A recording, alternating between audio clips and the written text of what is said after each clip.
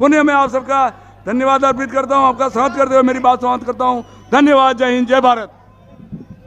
हमारे राष्ट्रीय नेता आदरणीय राहुल जी गांधी के स्वागत के लिए पार्क बंधवाने के लिए मैं दोनों ब्लॉक अध्यक्ष भाई चंद्र प्रकाश जी मेनारिया और भिंडा ब्लॉक अध्यक्ष खेमजी राव से निवेदन करता हूं कि आदरणीय राहुल जी गांधी को पार्क बंधवाकर स्वागत करें।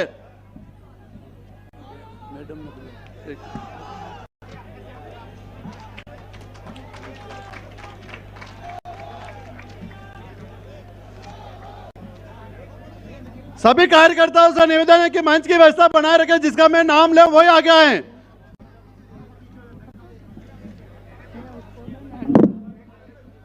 बोलो एकनाथ की, सांवरिया सेठ की, कुराबड़िया भेरू जी की, कांग्रेस पार्टी, कहो दिल से। ईडाना माता के चरणों में नमन करते हुए मैं आज दाता हुक्म कीर्ति शेष गुलाब सिंह जी शक्तावत साहब नमन करती हूँ।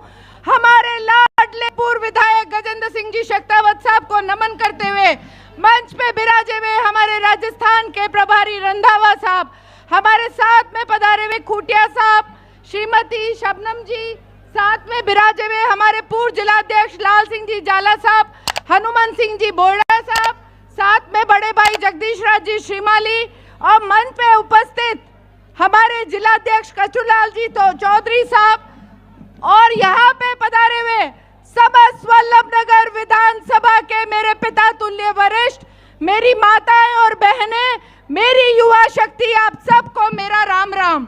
आज वल्लभनगर विधानसभा के लिए सौभाग्य की बात है और बहुत गर्व की अनुभूति है कि हमारे लाडले राष्ट्र नेता राहुल गांधी जी अपने व्यस्तम समय से भी समय निकाल के हमारे बीच में पधारे हैं।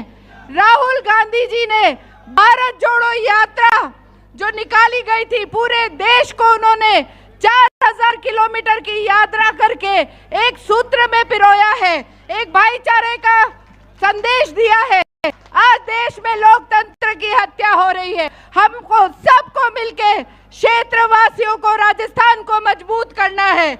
हम सभी आपसे ये प्रेरणा लेते हुए, आपके पद चिन्हों पे चलते हुए हमारे वल्लभनगर क्षेत्र को राजस्थान में सरकार बनाने में मदद करेंगे। हम आपको विश्वास दिलाते हैं कि हमारी विधानसभा में कीर्ति शेष गजेंद्र सिंह जी शक्तावत साहब के देहांत के पश्चात राजस्थान के यशस्वी मुख्यमंत्री अशोक जी गहलोत साहब ने यहाँ पर 3 महाविद्यालय खुलवाए, 3 ITI कॉलेज खुलवाए, 21 करोड़ की लागत से सैटेलाइट हॉस्पिटल बनवाया, 100 बेडेड हमारा उप जिला चिकित्सालय बिंडर बना है। कीर्ति शेष गुलाब सिंह जी शक्तावत साहब ने जो एक पौधा वल्लभनगर विधानसभा में कांग्रेस का बोया था, आज वो एक विशाल पेड़ के रूप में आप सबके सामने है। इस पेड़ की छाया में सुरक्षित रहने के लिए हमें 2023 के चुनाव में लोकतंत्र को जिंदा रखना है और साथ ही मैं आप सबसे एक अपील करना चाहूंगी कि जो हमारा लोकतंत्र है उसे बचाने के लिए इस देश में वापस रावण की लंका मत बनने देना, कौरवों की सभा मत बनने देना। मैं हमारे प्रिय नेता राहुल गांधी जी को आश्वासित करती हूं कि वल्लभनगर विधानसभा से कांग्रेस पार्टी विजयी होगी। कांग्रेस पार्टी, कहो दिल से।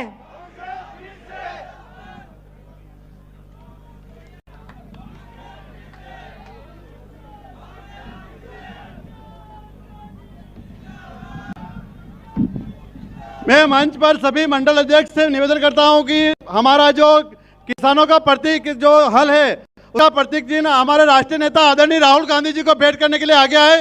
साथ ही हमारे राजस्थान यूथ कांग्रेस के प्रदेश महासचिव यशपाल जी शंकर साहब से निवेदन करता हूं कि उन्होंने जो अपने हाथ की बनाई हुई जो पेंटिंग है राहुल जी के लिए वो भेंट करने के लिए आगे आए। अगले वक्ता के रूप में मैं राज्य मंत्री जगदीश राज श्रीमाली से निवेदन करता हूं कि अपना उद्बोधन दें। ये मेवाड़ की है माटी, इसको माथे पे लगा लो। या रणवीरों की है समाधि, जिस पर फूल भी चढ़ लो। ये सरजमी है सांगा की, बापा की बपोती, पन्ना, पद्मनी, प्रताप, पूंजा और भामाशाह की धरती और हम सब है मेवाड़ के वासी, तो जय एकलिंग की लगा लो, जय महाराणा प्रताप की लगा लो, जय भारत माता की लगा लो, जय कांग्रेस पार्टी की लगा लो।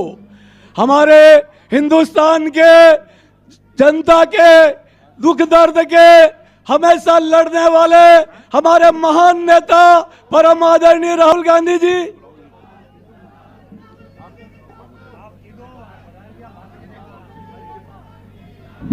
अब हमारे बीच में राहुल गांधी जी संबोधित करेंगे। आप जोरदार तालियों से स्वागत कीजिए। रंधावा जी, गिरजा व्यास जी, आरसी खुंटिया जी, कचरूलाल चौधरी जी, हमारी कैंडिडेट प्रीति शेखावत जी, स्टेज पे कांग्रेस पार्टी के वरिष्ठ नेता, भाइयों और बहनों, हमारे प्यारे कार्यकर्ता, प्रेस के हमारे मित्रों, आप सबका यहां दिल से बहुत बहुत स्वागत, नमस्कार।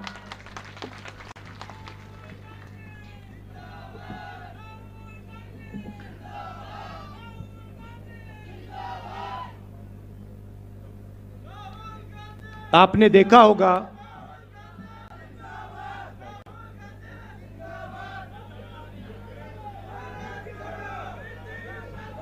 अच्छा भैया, आप भाषण तो देने दीजिए, हाँ शुरू तो करने दीजिए, शाबाश, जोश है आप में। देखिए, एक साल पहले मैं लाखों लोगों के साथ मिलकर कन्याकुमारी से लेकर कश्मीर तक पैदल गया। यात्रा का नाम भारत जोड़ो यात्रा था। हमारा लक्ष्य, जो बीजेपी ने नफरत फैलाई है, हिंसा फैलाते हैं, उसके खिलाफ खड़े होने का था। सब लोग, ये देश जानता है कि हिंदुस्तान नफरत का देश नहीं है, मोहब्बत, भाईचारा और इज्जत का देश है। इसीलिए हमने यात्रा में नारा दिया, नफरत के बाजार में हमें मोहब्बत की दुकान खोलनी है। अब सवाल उठता है कि देश में बीजेपी नफरत क्यों फैलाती है, हिंसा क्यों फैलाती है, डर क्यों फैलाती है। भाइयों और बहनों, मैं आपको आज भाषण में दो बातें बताना चाहता हूं। नफरत का कारण बेरोजगारी और महंगाई है। बीजेपी का सिस्टम आपका ध्यान बेरोजगारी और महंगाई से हटाने के लिए नफरत पे ले जाता है। बीजेपी का लक्ष्य, आरएसएस का लक्ष्य कि हिंदुस्तान के गरीब लोगों को, मजदूरों को, किसानों को, छोटे व्यापारियों को, आदिवासियों को, दलितों को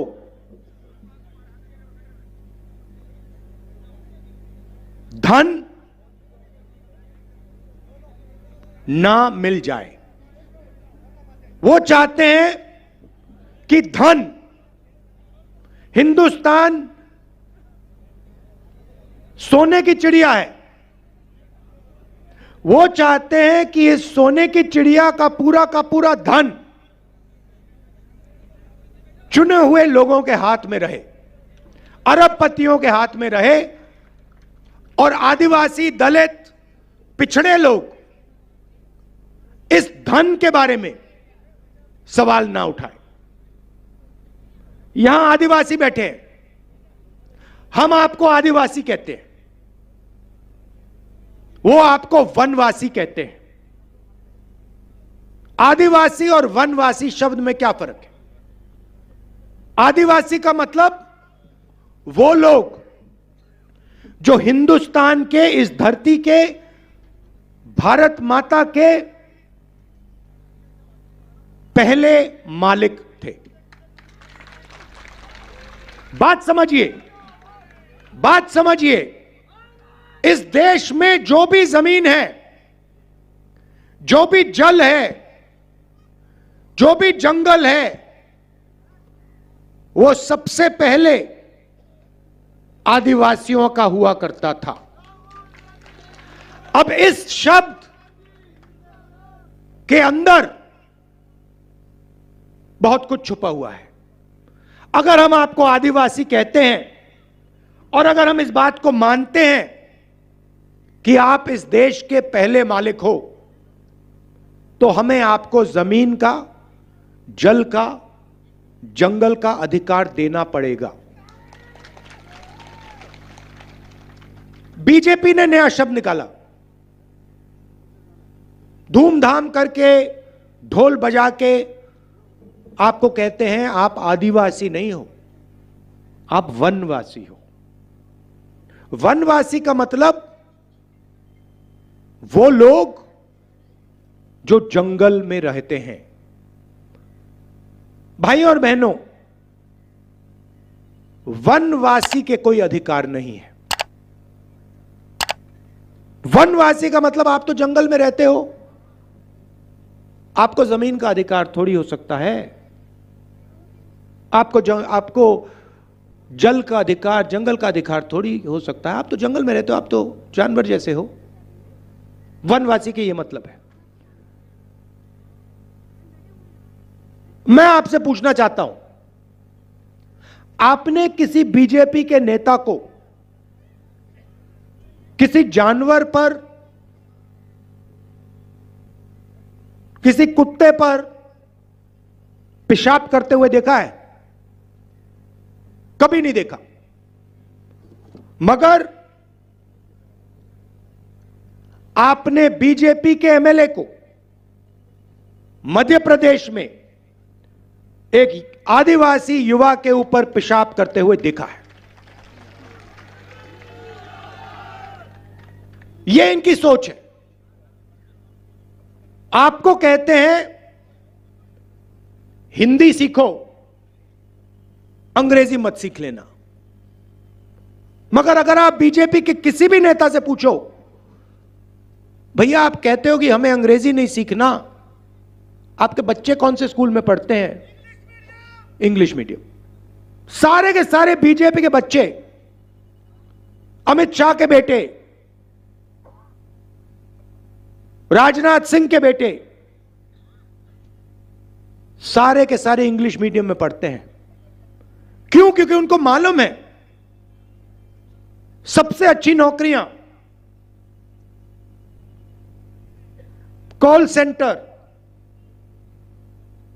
आईटी, सॉफ्टवेयर, इंजीनियरिंग, सबसे अच्छी नौकरियों के लिए आपको अंग्रेजी बोलनी पड़ेगी। और वो चाहते हैं कि आदिवासी जंगल में रहें, बीजेपी के एमएलए उन पर पेशाब करें, वीडियो वायरल करें, और आदिवासी युवा ना पढ़ें, ना लिखें, ना अंग्रेजी बोलें। मैं चाहता हूं कि आदिवासी युवा अगर पायलट बनना चाहता है, अमेरिका में हवाई जहाज में जाना चाहता है, उसका हक बनता है। लॉयर बनना चाहता है, इंजीनियर बनना चाहता है, डॉक्टर बनना चाहता है, आप असली मालिक हो इस जमीन के, हक बनता है। कांग्रेस पार्टी पैसा कानून लाई, जमीन अधिकरण बिल लाई, ट्राइबल बिल लाई, मनरेगा लाई आपके अधिकारों की रक्षा करने के लिए, आपको अपना अधिकार देने के लिए। बीजेपी ने पैसा कानून रद्द कर दिया, जमीन अधिग्रहण बिल रद्द कर दिया, और आप पर पेशाब करके कहते हैं भैया आप लोग वनवासी हो।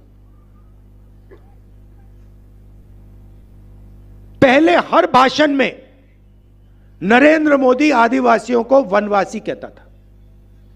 उसके भाषण देख लीजिए, आप वनवासी हो। जैसे ही मैंने यह बात बोली कि वनवासी में और आदिवासी में फर्क है, और नरेंद्र मोदी खबरदार आपने वनवासी शब्द का प्रयोग किया, उसके बाद नरेंद्र मोदी ने वनवासी बंद कर दिया। मैं आपको बता रहा हूं, जब तक कांग्रेस पार्टी है तब तक आदिवासियों की अधिकारों की हम रक्षा करेंगे। आपके साथ खड़े होके आपके बच्चों को शिक्षा दिलवाएंगे, फ्री में स्वास्थ्य दिलवाएंगे, मुफ्त में स्वास्थ्य दिलवाएंगे, और आपका जो जमीन पर, जंगल पर, जल पर हक बनता है वो आपको दिलवाएंगे। तो ये हुई बात आदिवासियों की। अब चलिए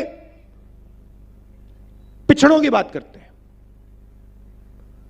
देश में कम से कम 50% पिछड़े लोग हैं। ऑफिशियल रिकॉर्ड नहीं है, मगर लोग जानते हैं कि कम से कम 50% आबादी पिछड़ों की है। जिस दिन मैंने कहा, पार्लियामेंट हाउस में मैंने भाषण दिया और मैंने कहा कि देखिए, अगर हम पिछड़ों को, आदिवासियों को, दलितों को, गरीब जनरल कास्ट के लोगों को भागीदारी देना चाहते हैं, देश में अधिकार देना चाहते हैं, तो हमें दो चीजें पहले पता लगानी पड़ेंगी। सबसे पहले, किसकी कितनी आबादी है, आदिवासी कितने, दलित कितने, ओबीसी कितने, जनरल कास्ट के लोग कितने। सबसे पहले जाति जनगणना की जरूरत है। अगर हम अधिकार की बात कर रहे हैं, भागीदारी की बात कर रहे हैं, तो कितने लोग कौन सी जात के, कौन से समाज के हैं, वो तो पता लगाना ही पड़ेगा। इसको हम जाति जनगणना कहते हैं। और दूसरा सवाल, हिंदुस्तान का जो धन है, सोने की चिड़िया का धन है, उसका कितना भाग आदिवासियों के पास है, कितना जनरल कास्ट के पास, कितना ओबीसी के पास, कितना दलितों के पास, यह पता लगाना पड़ेगा। इसके बिना देश आगे जा ही नहीं सकता। इसके बिना भागीदारी की बात करना बिल्कुल खोखला है। अगर हमें यह नहीं मालूम कि कितना धन किसके पास है और किसकी कितनी आबादी है, तो भागीदारी की बात कैसे करेंगे। तो मैंने पार्लियामेंट में साफ कहा कि भैया, पहला कदम देश का एक्सरे करना है। जैसे किसी को चोट लगती है, डॉक्टर के पास जाते हैं, कहते हैं भैया एक्सरे कराओ, टांग टूटी नहीं टूटी, हाथ टूटा नहीं टूटा। अब लोगों को दर्द हो रहा है, देश में आदिवासियों को, दलितों को, पिछड़ों को दर्द हो रहा है, लोगों को समझ नहीं आ रही बात, दर्द क्यों हो रहा है।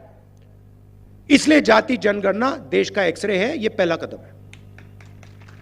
अब मैंने यह पार्लियामेंट में बोला, नरेंद्र मोदी जी जाति जनगणना करिए। यूपीए के समय हमने आंकड़े निकाले थे, देश को दिखा दीजिए। उस दिन के बाद नरेंद्र मोदी जी के भाषण बिल्कुल बदल गए। पहले यहां राजस्थान में आते थे, मध्य प्रदेश में जाते थे, छत्तीसगढ़ में जाते थे, कहते थे मैं ओबीसी हूं, मैं ओबीसी हूं। हर भाषण में 10-15 बार मैं ओबीसी हूं, मैं ओबीसी हूं। जिस दिन मैंने जाति जनगणना की बात की, जिस दिन मैंने कहा कि ओबीसी की आबादी कितनी है, उस दिन के बाद नरेंद्र मोदी कहते हैं, भाइयों और बहनों, हिंदुस्तान में एक ही जात है, गरीब। हिंदुस्तान में ना ओबीसी, ना आदिवासी, ना दलित, सिर्फ एक जात, गरीब। एक बात उन्होंने नहीं कही कि अगर एक जात गरीब है तो दूसरी जात अरबपतियों की भी है, अदानी अंबानी की है, उनकी स्पेशल जात है। ओबीसी शब्द भूल गए। चुनाव लड़ना है तो मैं ओबीसी, भागीदारी देनी है तो एक ही जात, गरीब। अब मैं आपको आंकड़े देता हूं और इनको आप अच्छी तरह सुनिए, क्योंकि इससे आपको पूरा का पूरा हिंदुस्तान और आपसे कैसे और कितनी चोरी हो रही है वो समझ आ जाएगी। अब अच्छी तरह सुनिए। देश को एमएलए और एमपी नहीं चलाते। आप किसी भी बच्चे से पूछ लो, बेटा क्या करना चाहते हो, वो आपको कहेगा मैं आईएएस में जाना चाहता हूं, मैं आईएएस का अफसर बनना चाहता हूं। सही या गलत? सही। देश को आईएएस अफसर चलाते हैं और हिंदुस्तान की सरकार को 90 आईएएस अफसर चलाते हैं। पूरा का पूरा बजट जो होता है, पैसा होता है हिंदुस्तान का, सोने की चिड़िया का पूरा पैसा जो आता है, इसको ये 90 लोग बांटते हैं। अब सवाल उठता है कि 90 में से आदिवासी कितने, दलित कितने और ओबीसी कितने? अगर हम कहते हैं कि आदिवासियों की भागीदारी है, दलितों की भागीदारी है, पिछड़ों की भागीदारी है, तो इन 90 लोगों में से आबादी जितने अफसर हर जात के होने चाहिए। सही? अब मजे की बात सुनिए। 90 में से 3 अफसर पिछड़ी जात के हैं, मतलब पिछड़ों की आबादी 50%, मतलब कम से कम 45 होने चाहिए, और हैं कितने? 3। अच्छा, अगर 3 अफसरों के हाथ में बड़े बड़े मंत्रालय होते तो अलग बात, मगर ये जो 3 ओबीसी अफसर हैं एक कोने में बैठे रहते हैं। इनका बजट पर कोई कंट्रोल नहीं। अगर हिंदुस्तान की सरकार 100 रुपए खर्च करती है तो पिछड़े अफसर 5 रुपए पर निर्णय लेते हैं। तो नरेंद्र मोदी के ये जो शब्द हैं कि ओबीसी सरकारी खोखले हैं, और वो जाति जनगणना इसलिए नहीं कराना चाहते कि देश के ओबीसी को पता लग जाए, देश के युवाओं को पता लग जाए कि भैया हमारी आबादी तो 50% है। आबादी 50% और अफसर 3, 90 अफसर पूरा का पूरा बजट बांटते हैं। राजस्थान को कितना पैसा मिलता है, स्वास्थ्य में कितना जाता है, शिक्षा में कितना जाता है, आर्मी में कितना जाता है, ये 90 लोग तय करते हैं दिल्ली में। इसमें से 3 ओबीसी। कैसे हुई ओबीसी की सरकार? अब यहां जो पिछड़े युवा हैं, आपके दिल में थोड़ा गुस्सा आया होगा, ये तो हमारा बेवकूफ बना रहे हैं। मगर ठहरिए, क्योंकि मैं अभी आदिवासियों की बात करना चाहता हूं। पिछड़े हैं 3,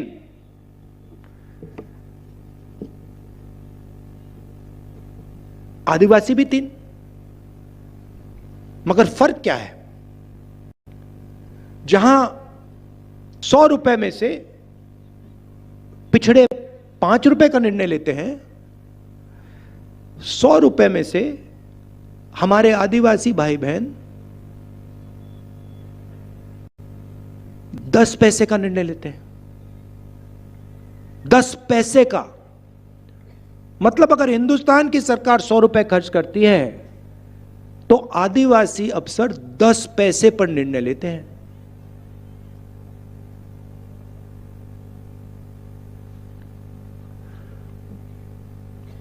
उनके स्कीम की बात करता हूं, नरेंद्र मोदी की स्कीम की बात करता हूं। फसल बीमा योजना। फसल बीमा योजना में क्या है, मैं साफ समझा देता हूं आपको। पैसा आता है जीएसटी से। आदिवासी भाई, दलित भाई, पिछड़े लोग, गरीब, जनरल कास्ट के लोग 1 लीटर पेट्रोल खरीदते हैं,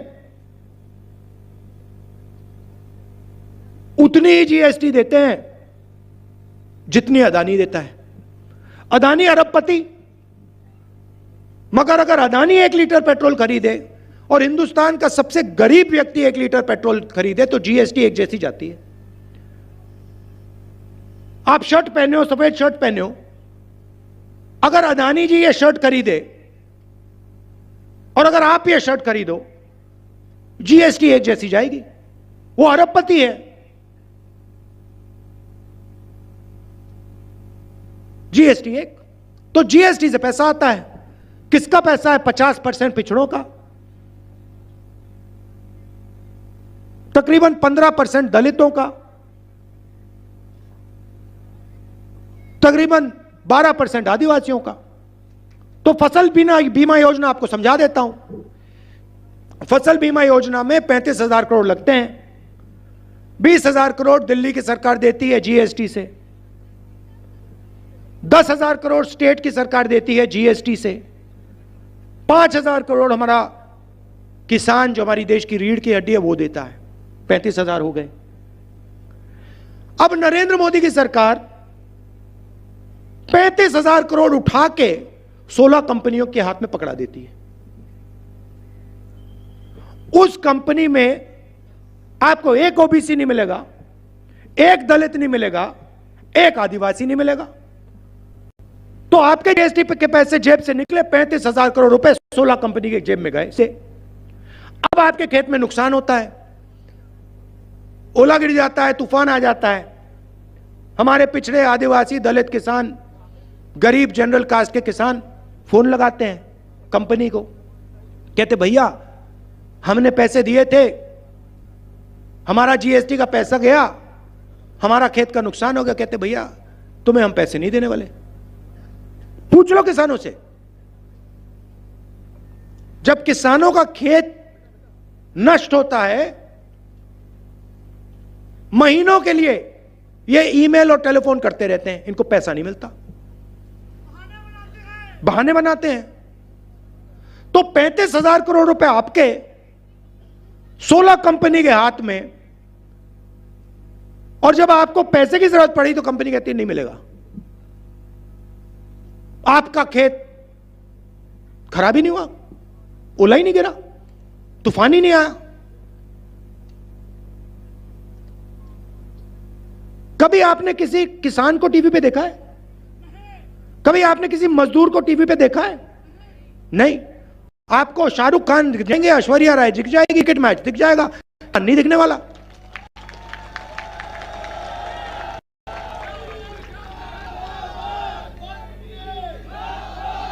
उधर मजदूर फंसे हुए उत्तराखंड में,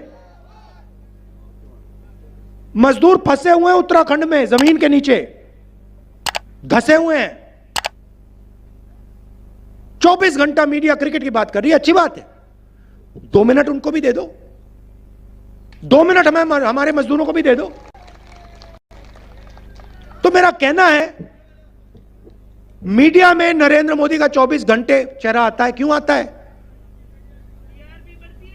टीआरपी बढ़ती है। क्यों बढ़ती है? क्योंकि नरेंद्र मोदी जी इनका काम करते हैं, अदानी का काम करते हैं। अदानी, अंबानी और नरेंद्र मोदी जी बहुत अच्छा सौदा है।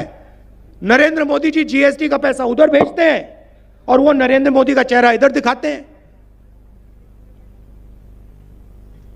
तो ये फर्क है भाइयों और बहनों। अब मैंने साफ कहा है, राजस्थान में हमारी सरकार आएगी, जाति जनगणना तो हम यहां पे शुरू कर देंगे। और दिल्ली में आएगी तो पूरा देश का हम जाति जनगणना कर देंगे। पिछड़ों को, दलितों को, आदिवासियों को साफ बता देंगे भैया आपकी आबादी कितनी है, दूध का दूध, पानी का पानी कर देंगे। ओ नरेंद्र मोदी के मुंह से जाति जनगणना का शब्द नहीं निकल सकता। इतना पैसा जा रहा है भाइयों और बहनों आपके जेब से। दुख की बात है कि आपको भी नहीं पता लग रहा, आपको भी समझ नहीं आ रहा कि आपके जेब में से कितना पैसा अदानी की जेब में जा रहा है। आपको दर्द हो रहा है, आपको दुख हो रहा है, आपके बच्चे बेरोजगार हैं, मगर आप कारण नहीं देख पा रहे हो। आप यह नहीं देख पा रहे हो कि आपकी जेब में से पैसा, जब आप पेट्रोल खरीदते हो, जब आप शर्ट खरीदते हो, जब आप पैंट खरीदते हो, जब आप ढाबे में खाना खाते हो, आपकी जेब में से पैसा जा रहा है, सीधा ट्रांसफर हो रहा है अदानी की जेब में।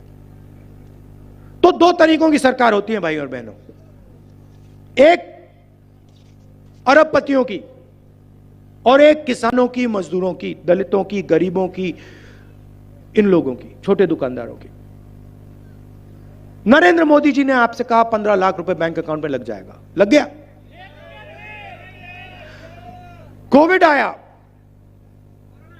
सॉरी कोरोना, नरेंद्र मोदी जी ने आपको नचा दिया, सबको नचा दिया। चलो भैया थाली बजाओ, भाई थाली बजाओ, थाली बजाओ। कोविड फैल रहा है, कोविड, ठहर जाओ भैया, कोविड फैलता कैसे है? जब लोग एक दूसरे के पास आते हैं। नरेंद्र मोदी जी ने भीड़ में थाली बजवा दी, कोरोना को फैला रहे हैं, पूरा देश थाली बजा रहा है वहां पे टीवी पे। दूसरी तरफ नरेंद्र मोदी जी कहते हैं ठीक है भैया थाली ने नहीं काम किया, बहुत सारे लोग मर गए, चलो मोबाइल फोन की लाइट जलाओ। सच्चाई है, आप हंस रहे हो, सच्चाई है। मतलब ड्रामा है।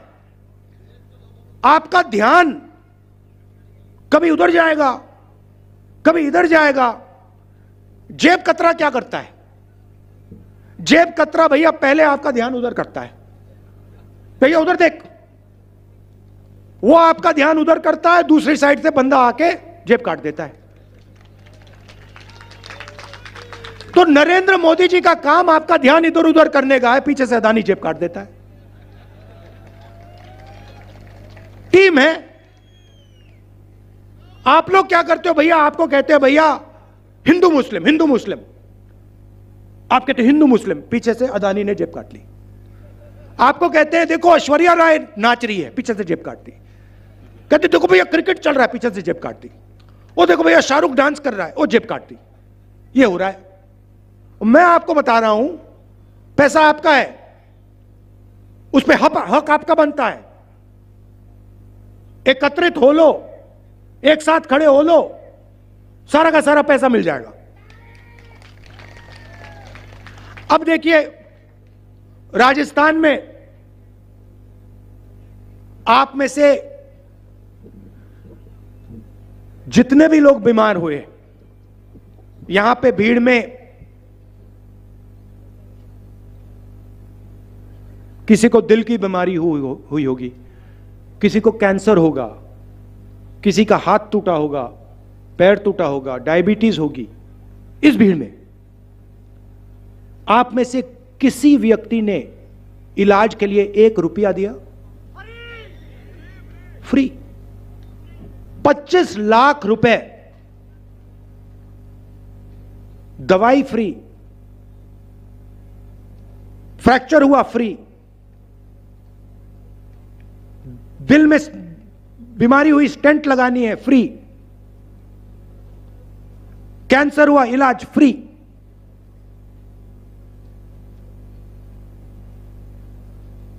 % फायदा पिछड़ों को, 12% आबादी आदिवासियों की देश में, तो पैसा किसको जा रहा है? पिछड़ों को जा रहा है, आदिवासियों को जा रहा है, दलितों को जा रहा है, गरीब जनरल कास्ट के लोगों को जा रहा है। सीधी सी बात है।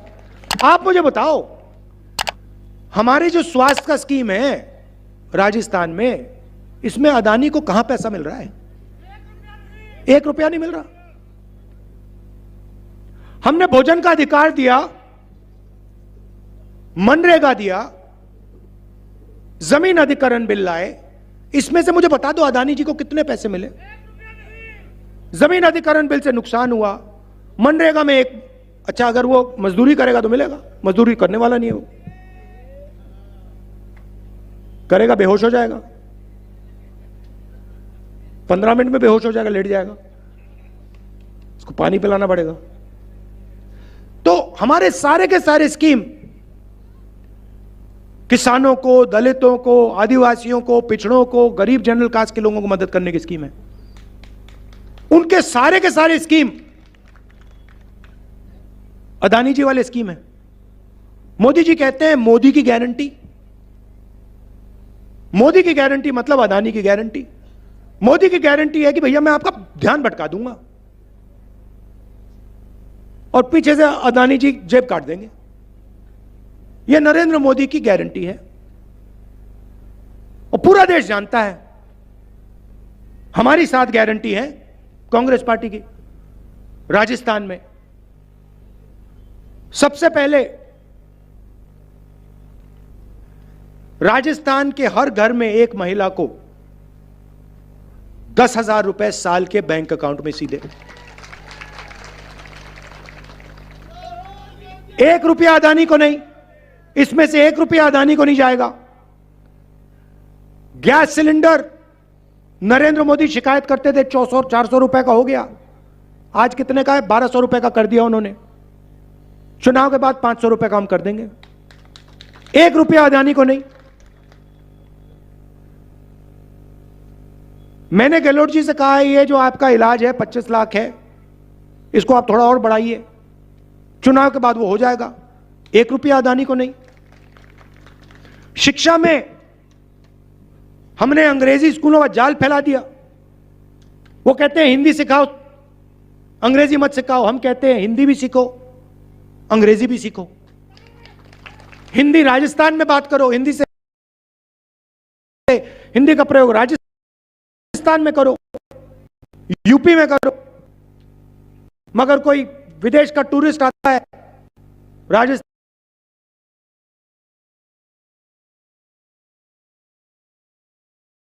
में, तो उसमें उससे अंग्रेजी से बात करो, व्यापार करो, बिजनेस खोलो। 2 हिंदुस्तान नहीं चाहिए हमें। इसलिए हमने इंग्लिश मीडियम स्कूल हर स्टूडेंट के लिए हम इंग्लिश मीडियम स्कूल खोलने जा रहे हैं राजस्थान में, और फ्री में हम गवर्नमेंट कॉलेज में लैपटॉप देते हैं। नरेंद्र मोदी जी ने सरकारी ऑफिसर्स का ओपीएस बंद कर दिया। ओल्ड पेंशन स्कीम जो था हमने फिर से लागू कर दिया। उसमें से 1 रुपया अदानी को नहीं जाता। अग्निवीर जैसे स्कीम लाते हैं अदानी को फायदा पहुंचाने के लिए। हमारे युवा सुबह उठते हैं 4 बजे, देश की रक्षा करने के लिए उठते हैं। लाखों युवा उठते थे, वर्जिश करते थे आर्मी का टेस्ट पास करने के लिए।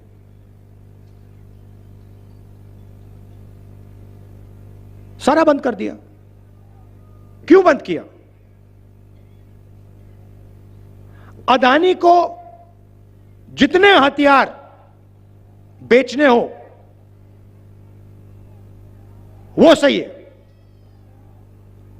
पूरा का पूरा डिफेंस सेक्टर अदानी के हाथ में, वो सही है। मगर अगर हमारे पिछड़े युवा, दलित युवा, आदिवासी युवा देश की रक्षा करना चाहते हैं तो वो अलाउ नहीं है,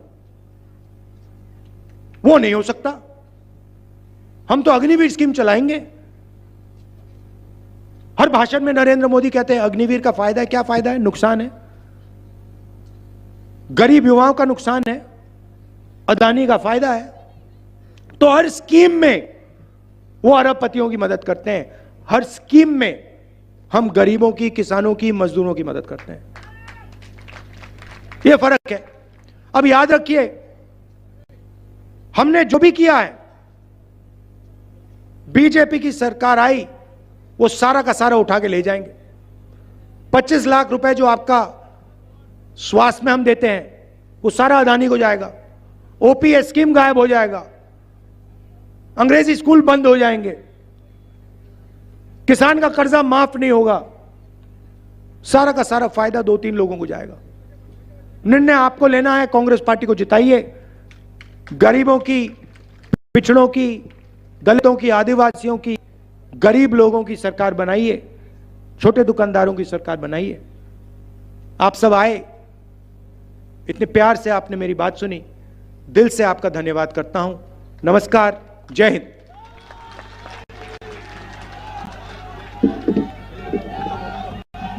मैं राजस्थान प्रदेश यूथ कांग्रेस के प्रदेश महासचिव यशपाल सिंह शक्तावत से निवेदन करता हूं कि वो अपना मोमेंटो बेंड करें और वल्लभनगर के लोकप्रिय विधायक और कांग्रेस के प्रत्याशी भाभी साहब का प्रतीक गजेंद्र सिंह शक्तावत से भी निवेदन करता हूं कि वो हमारे राष्ट्रीय नेता आदरणीय राहुल जी गांधी को मोमेंटो बेंड कर मेवाड़ का जो हमारा इस मेवाड़ की शान